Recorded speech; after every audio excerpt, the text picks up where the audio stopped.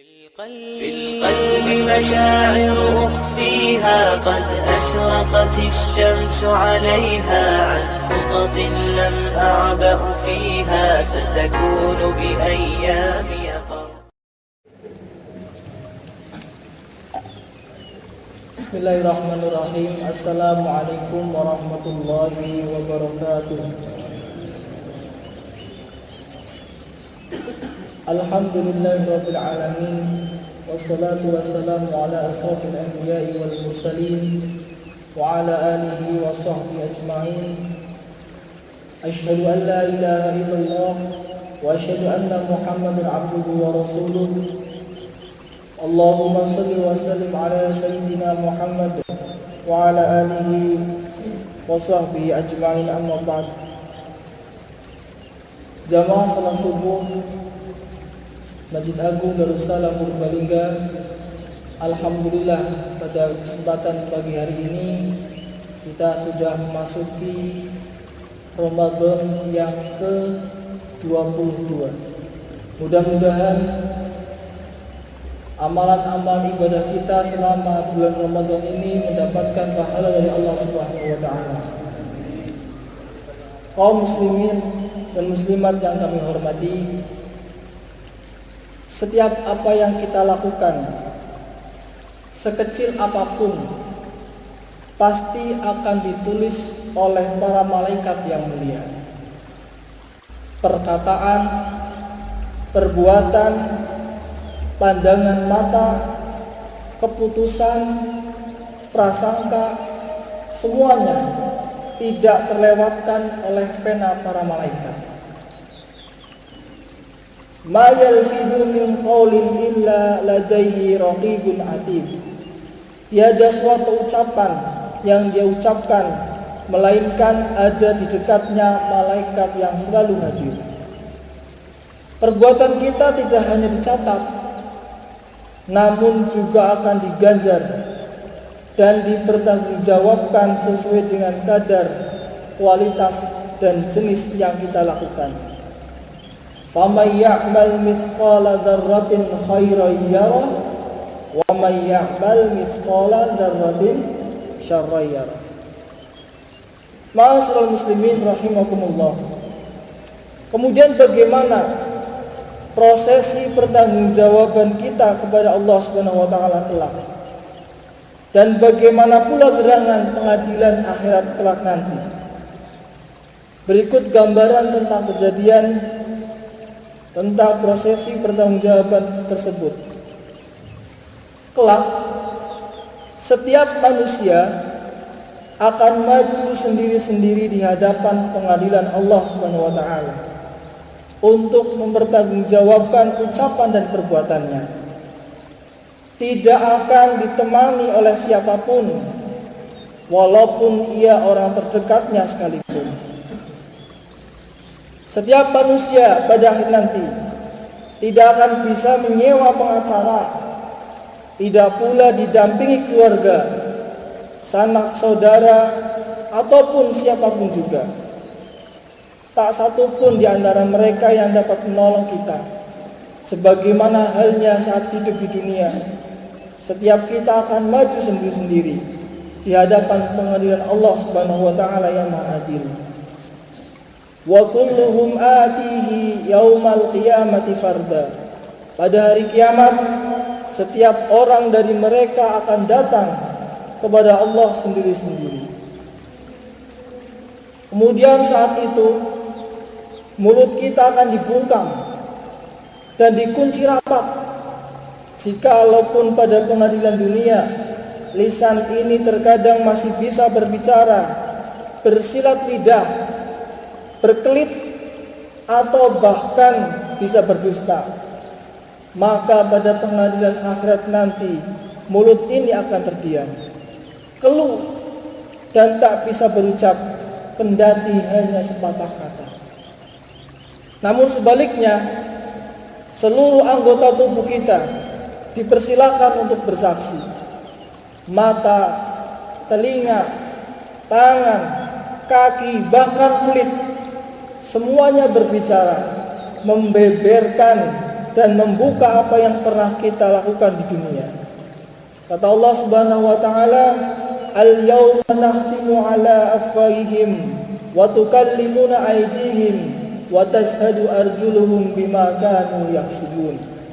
Pada hari ini kami kunci mulut-mulut mereka, dan yang akan berbicara adalah tangan mereka, dan yang bersaksi adalah kaki-kaki mereka terhadap apa yang mereka kerjakan dulu di dunia. Bahkan bukan hanya tangan, tetapi bumi kita, bumi yang kita injak pun akan mengabarkan, akan melaporkan perbuatan kita kepada Allah Azza wa Jalla. Yauma idin tuhadditsu akhbaraha bi anna rabbaka awhalaha. Kaum muslimin, jamaah salat subuh yang berbahagia. Pada pengadilan kelak tidak ada lagi sogok menyogok, backing membacking, ngeles mengeles, ataupun kong kali kong. Semuanya tunduk dan bertekuk lutut di hadapan kekuasaan dan keperkasaan Allah. Selihai apapun manusia mempermainkan hukum di dunia, walaupun mereka sering lepas dari pengadilan dunia, mereka tak akan pernah bisa melepaskan diri dari jeratan hukum di akhirat kelak.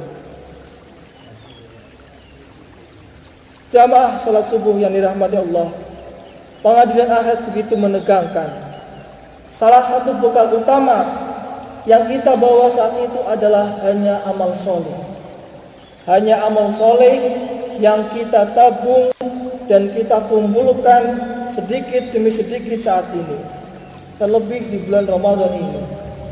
Adapun harta, jabatan, kedudukan, pangkat, keturunan, pengikut, dan apapun yang dibanggakan di dunia tidak akan berguna sama sekali. Yauma la yanfa'u malun wala banun illa man atallaha biqalbin salim. Pada hari akhirat tidak akan bermanfaat lagi harta dan anak-anak kecuali mereka yang datang kepada Allah dengan hati yang bersih. Sungguh beruntung orang yang berat timbangannya, dan merugilah orang yang ringan timbangannya. Ma'asyiral muslimin rahimakumullah. Pada saat seperti itu banyak orang yang merugi. Namun di antara mereka yang merugi itu ada amat banyak orang yang sangat merugi. Ada orang yang amat sangat merugi, yakni orang-orang yang bangkrut. Siapakah orang yang bangkrut tersebut? Mereka adalah para pelaku dosa yang berupa pelanggaran hak sesama manusia, kezaliman terhadap orang lain. Misalnya mencaci, memaki, menyakiti, dan memakan atau mengkorupsi harta orang lain. Dari Abu Hurairah radhiyallahu anhu bahwasanya Rasulullah SAW bersabda, beliau bertanya kepada sahabatnya, tahukah kalian siapa orang yang bangkrut atau jatuh pailit? Para sahabat menjawab, orang yang pailit di antara kami adalah orang yang tidak punya uang, ya Rasulullah, atau orang yang bangkrut dalam perniagaannya. Maka Nabi SAW menjawab, orang yang bangkrut dari umatku adalah orang yang datang pada hari kiamat dengan membawa amalan sholat, puasa, zakat, akan tetapi dia telah memaki orang lain, memakan harta orang lain, menumpahkan darah orang lain, dan memukul orang lain. Maka diambillah pahala amalannya dan diberikan kepada ini dan itu, yakni orang lain yang dia zalimi tersebut. Apabila amal kebaikannya sudah habis, sedangkan tanggungan dosanya kok masih belum tuntas, maka dosa-dosa mereka akan dicampakkan kepadanya, lalu ia dimasukkan ke dalam neraka. Hadis riwayat Muslim. Pada mulanya mungkin orang tersebut merasa bangga dan takjub kepada dirinya sendiri bahwa ia telah sholat, puasa, zakat dan haji atau lainnya. namun mereka lupa atau pura-pura lupa bahwa dalam waktu yang bersamaan mereka juga melakukan dosa-dosa sosial atau dosa-dosa moral. Amal kebaikan dan pahala dikumpulkannya dengan susah payah selama ini harus terhapus dan habis untuk membayar kejahatan yang dia lakukan. Bahkan juga masih harus menanggung dosa dari kesalahan yang diperbuat oleh orang-orang yang telah dizaliminya semasa di dunia. Maka dari itu, marilah para hadirin kita berintrospeksi diri. Manakala selama ini kita masih ada dosa yang kaitannya dengan sesama manusia, maka alangkah baiknya kita segera untuk meminta maaf. Khawatirnya kita sudah capek-capek di 10 hari terakhir ini mengumpulkan banyak pundi-pundi amal, namun kita masih ada salah atau dosa kepada orang lain, entah itu ke tetangga atau saudara kita. Mudah-mudahan yang sedikit ini bermanfaat. Mohon maaf apabila banyak tutur kata yang kurang berkenan.